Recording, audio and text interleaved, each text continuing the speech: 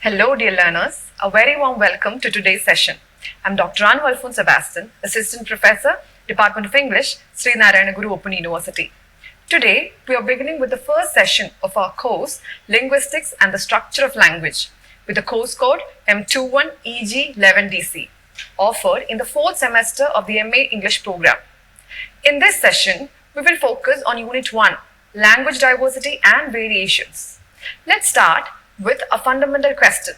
What is language? Language is more than just words. It is a complex system of communication that allows us to express our thoughts, emotions, and ideas and to convey information to others. Language can take many forms. Think about the last time you used language. Did you use only words? No. Language includes not just use of words, but symbols, gestures to convey meaning within a community or among individuals. It serves as a medium for expressing thoughts, emotions, ideas, and conveying information. Is language just a random collection of sounds or gestures? Of course not. It has structure, and that's what makes it so powerful. Language is characterized by its structural elements, including grammar, syntax, semantics, phonology, which enable speakers to construct meaningful utterances. Moreover, it evolves over time, reflecting cultural, societal, technological changes and exhibits diverse variations across different regions and social groups. Beyond its primary function of communication, language is essential for identity formation, social interactions, knowledge transmission, and cultural preservation. There are numerous hypotheses that explain the origins of language, each with its own assumptions about how language came to be. One prominent assumption is the bow-wow theory, which suggests that language originated from the imitation of natural sounds in the environment, such as animal cries or natural phenomena like thunder. Another hypothesis, known as the ding-dong theory, proposes that language developed from the instinctive responses to environmental stimuli, where certain sounds came to represent specific objects or actions. Furthermore, the Yo-Hi-Ho theory says that early people participating in cooperative activities like hunting or group labor produced rhythmic noises and synchronized movements that eventually gave rise to language. Another assumption, known as the gesture-first theory, suggests that language began as a system of gestural communication before gradually incorporating vocalizations. Despite the diversity of theories, it is likely that language arose through a combination of factors, including social interaction, cognitive development, and the need for cooperative communication within early human communities. Another valid question that you might ask is language a sole human phenomenon? Human language is unique as it possesses many distinctive properties.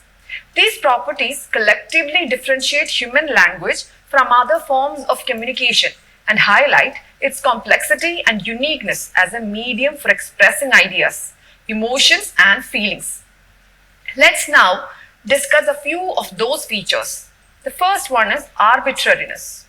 The relationship between linguistic signs and their meaning is arbitrary, and it means there is no inherent connection between the form of a word and its meaning.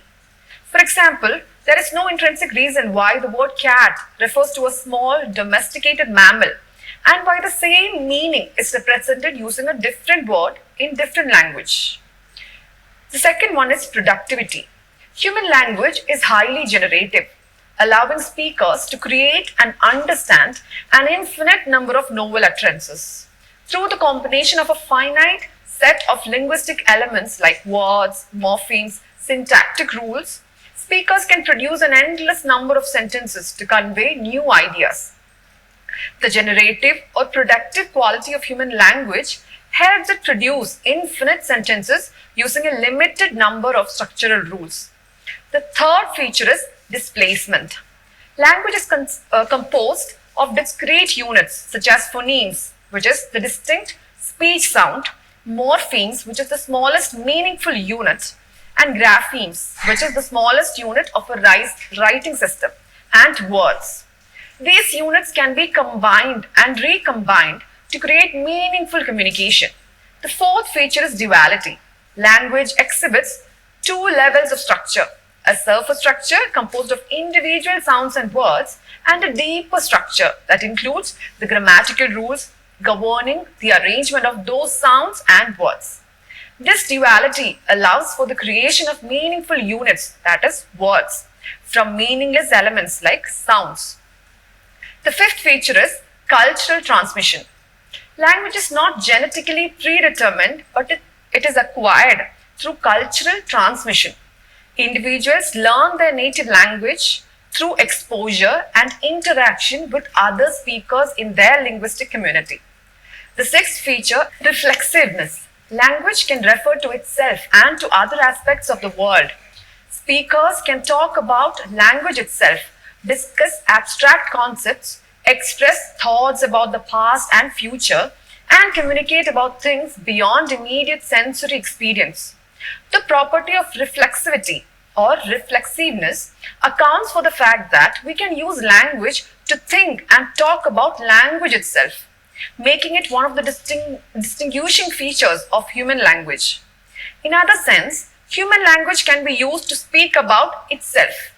Meta-language is a term used to describe a language that is used to talk about or analyze another language. It is like a language that is used to describe itself or to discuss the rules, structure, and meaning of another language. What are the differences between human communication and animal communication? That is a topic that we are going to see in the next section. Forms of communication of animals differ significantly from human languages in several key aspects. If these properties of human language make it such a unique communication system, quite different from the communication system of other creatures, then it would seem extremely unlikely that other creatures would be able to understand it. Human language is far more complex and creative, allowing for endless new expressions and ideas. It uses symbolism, productivity, and displacement.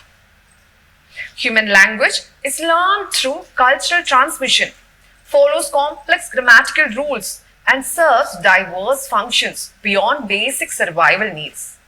In contrast, animal communication is more instinctive, limited, and tied to immediate contexts.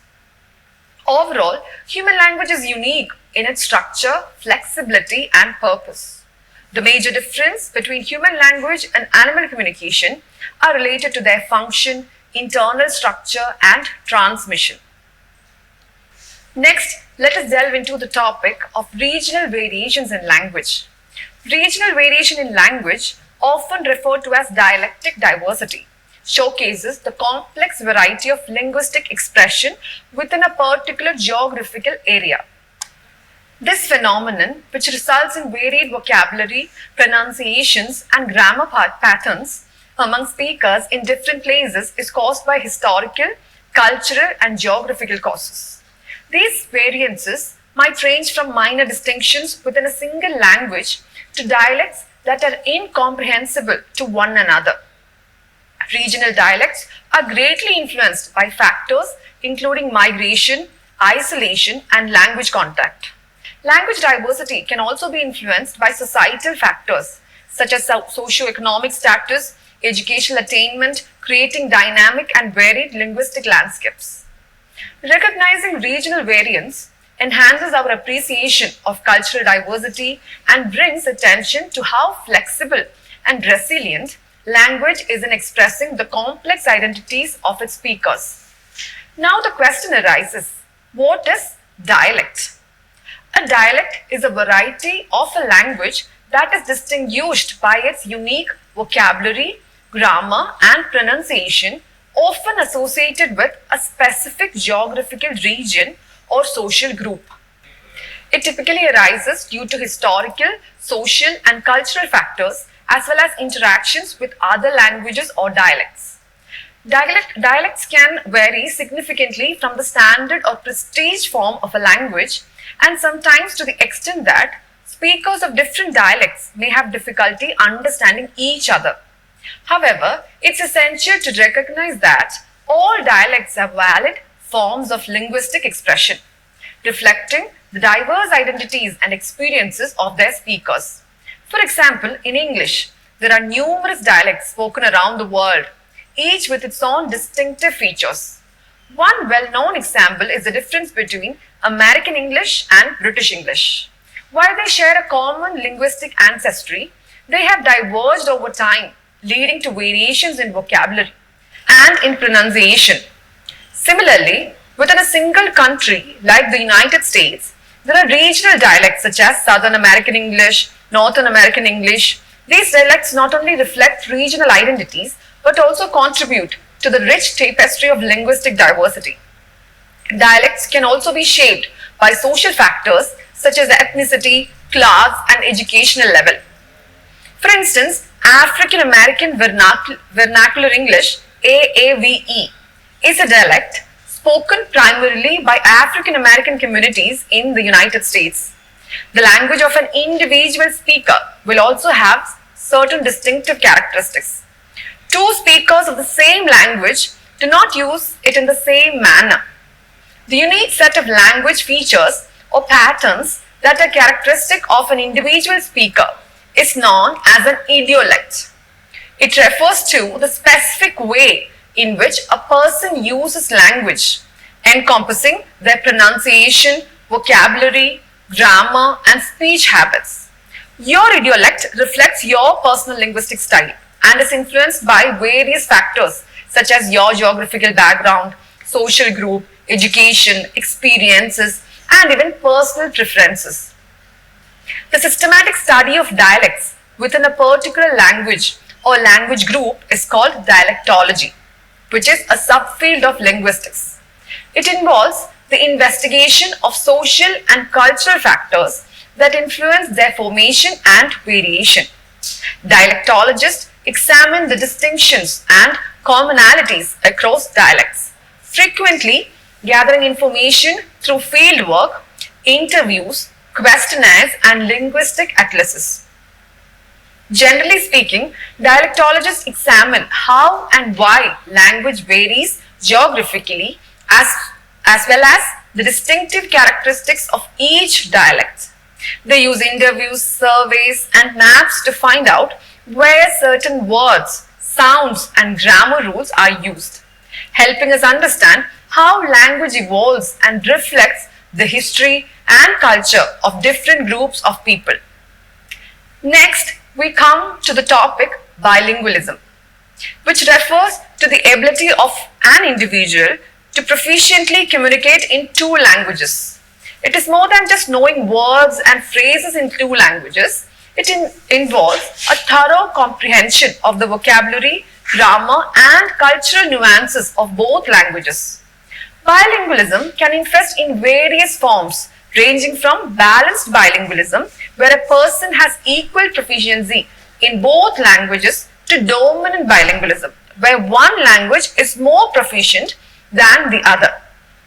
Individuals can become bilingual through various means, such as growing up in a bilingual environment, learning a second language through formal education or immersion programs, or acquiring a second language later in life through travel or migration.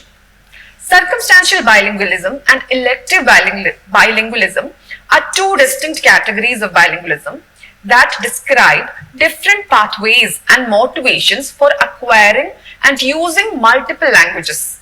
Circumstantial bilingualism occurs when an individual learns and uses a second language due to specific circumstances or external factors. This type of bilingualism often arises from situations such as migration, forced relocation, or living in a multilingual environment where learning a second language is necessary for daily life or survival. Elective bilingualism occurs when an individual chooses to learn a second language based on personal interest, educational goals, or other voluntary reasons. This type of bilingualism is driven by a desire for personal growth, cultural exploration, or career advancement. There are many types of bilingualism, which includes simultaneous bilingualism, If an individual learns two languages at the same time, typically from early childhood, and sequential bilingualism, where an individual learns one language first and then acquires a second language later. Compound bilingualism occurs when a person learns two languages in a single context or environment, often simultaneously. Coordinate bilingualism, on the other hand, occurs when a person learns two languages in separate contexts or environments. The two languages are used in different settings and for different purposes. Subordinate bilingualism occurs when a person learns a second language by filtering it through their first language. The second language is understood and used based on the concepts and structures of the first language. Adaptive bilingualism occurs when learning a second language adds or enhances the individual's existing language skills without replacing or diminishing the first language. Next, let's move on to the language variations that relate to how languages and dialects function in different cultural and social contexts. So first, let's see Pidgin, a simplified language that develops as a means of communication between speakers of different native languages. It typically has limited vocabulary and simplified grammar, and it is used for specific purposes like trade or contact between groups who don't share a common language. Example, imagine traders from different countries meeting at a port. Since they don't share a common language, they create a rudimentary form of communication using the basic words from each other's languages. In the Caribbean, for instance, various European, African and indigenous groups developed Pidgin languages to communicate. Pidgins are often short-lived but may evolve into Creole languages. The second concept is Creole, a fully developed language that originated from a pidgin but has become the first language of a community. Creoles arise when children grow up learning a pidgin as their native language, and the grammar and vocabulary expand, becoming more stable. Example, the Haitian Creole is a language that developed from a French-based pidgin spoken by the African slaves in Haiti. Over time, it became a native language with its own complex grammar and vocabulary distinct from French. So the main difference between a pidgin and a Creole is that a Creole develops from a pidgin and has native speakers.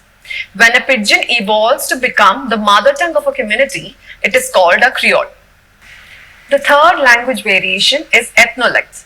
An ethnolect is a language variety or dialect associated with a particular ethnic group. It can reflect cultural identity and history, often influenced by the group's social and geographical background. Example is the African American Vernacular English, AAVE, which we saw in the dialect section, is an ethnolect also spoken by some African Americans in the US. It has its own distinct grammar, pronunciation and vocabulary shaped by the African diaspora's history and cultural context. The fourth linguistic variation is genderlect. It refers to the linguistic differences that can arise between the speech patterns of men and women. It highlights how men and women may use language differently in terms of tone, style and choice of words, reflecting societal expectations of gender. For instance, studies suggest that men and women may differ in how they approach politeness, assertiveness or emotional expressiveness in conversations. The fifth concept is chord switching, the practice of alternating between two or more languages or dialects within a conversation, often depending on the social context, audience or topic. It often happens in bilingual or multilingual communities. For example, bilingual individuals might switch between languages when talking to family members versus co-workers, or informal versus informal settings. Example, a Spanish-English bilingual speaker in the US might switch from English to Spanish when speaking to family members, but return to English when speaking to co-workers. Code switching can also occur within a single sentence, like a Spanish speaker can say, I was talking to my mama and she said, por favor, that is please, clean your room. The sixth linguistic variation is diglossia. It is a socio-linguistic phenomenon, and it refers to a situation where two distinct varieties of a language are used in different social contexts within the same speech community.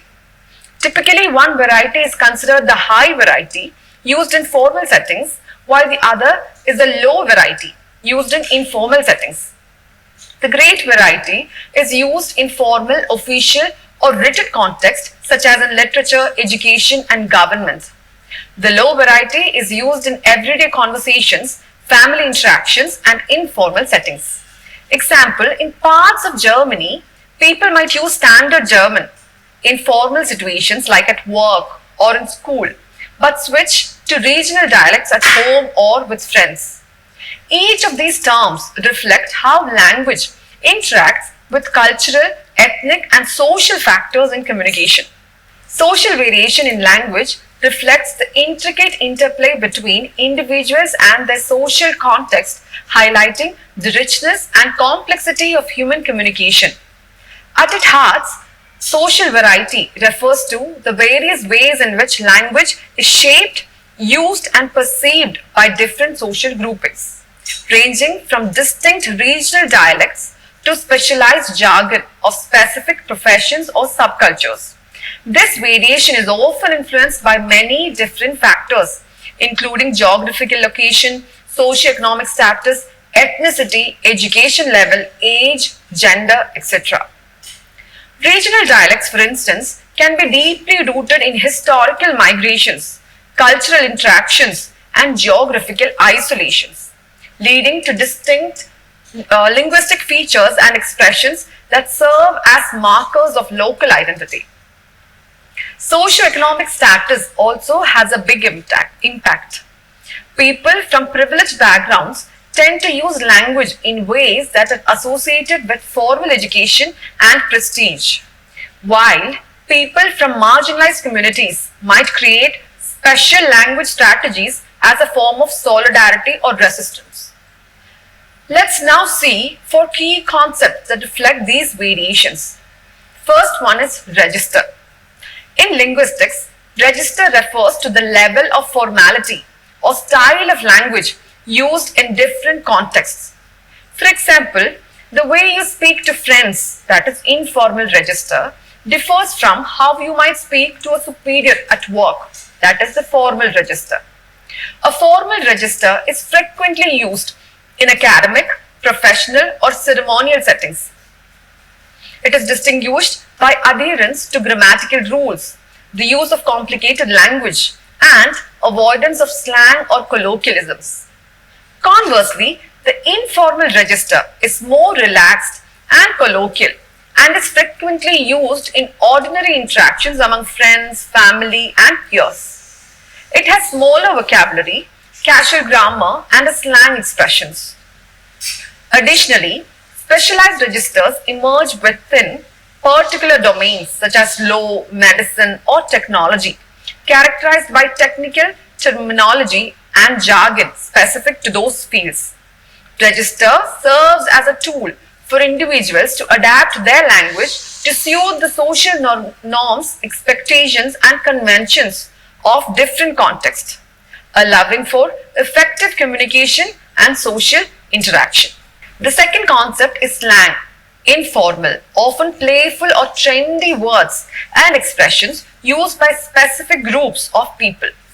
Slang in language refers to informal and unconventional words, phrases, and expressions that are often characteristic of specific social groups, subcultures, or generations.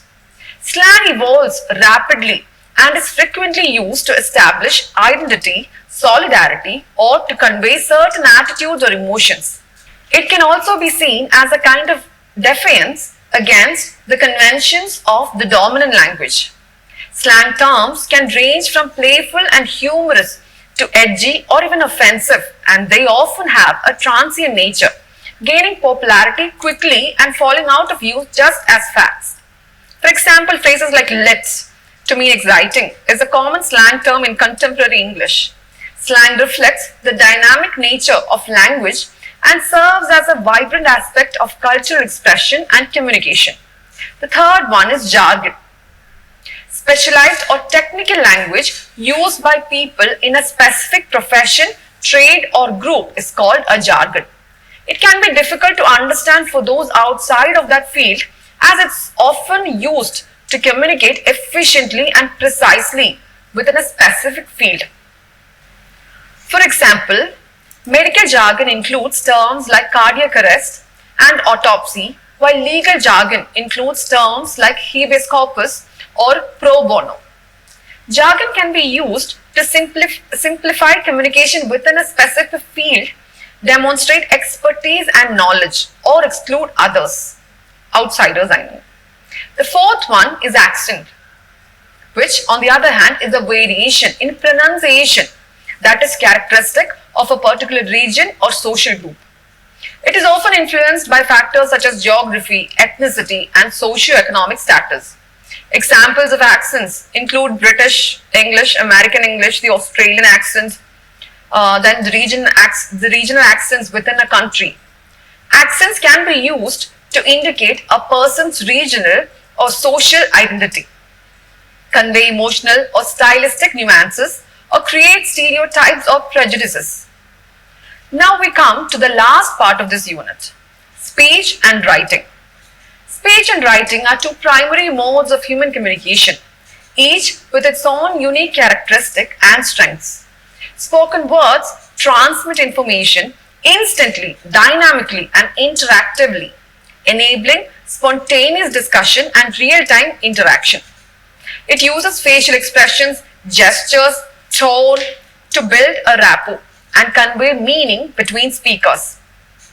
Contrarily, writing is more planned and methodical kind of communication that uses written language to transmit ideas over distance and time. It makes it possible to convey ideas clearly, develop language with care, and save knowledge for the next generation. Writing provides readers with clarity, permanency, and the capacity to reach a larger audience than speaking, which is superior in creating emotional resonance and connection. Speech and writing together constitute the basis of human expression, allowing us to interact, connect, and work together in a variety of ways. With this, we conclude our exploration of language diversity and variation. I hope this session has deepened your understanding of the rich and dynamic nature of language, its multiple forms, and the ways in which it adapts to different social and cultural contexts. Thank you for your active engagement and thoughtful attention throughout. Have a good day.